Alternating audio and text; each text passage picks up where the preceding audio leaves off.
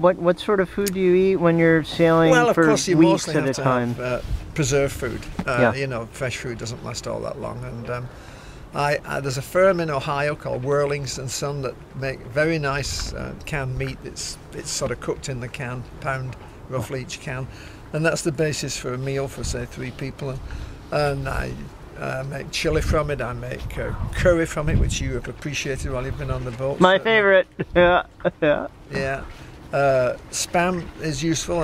Some people seem to feel that spam is a sort of working class meat, but it's actually very useful. You can eat it cold with cheese or fried with eggs or chilled. It's good, chopped up and chilled.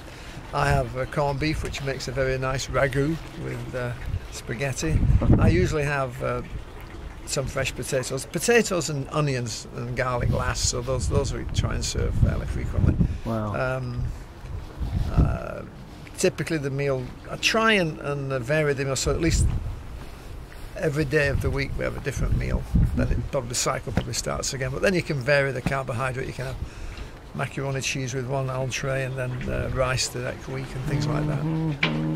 So what sort of meals do you have throughout the day in addition to dinner? If it's cold, we have soup and a sandwich at lunch. Yeah. I always try and serve hot soup if it's cold. As it gets warmer, I sometimes make things like potato salad in the morning, then we'll serve that. And there's always sandwiches, and when we run out of bread, if we're on a long trip, I bake it.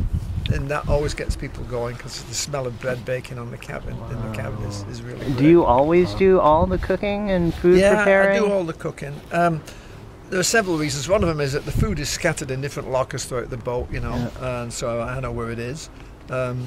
Also, it's a bit of an art cooking with the boat rolling around, which you acquire, and most of the crew don't have that.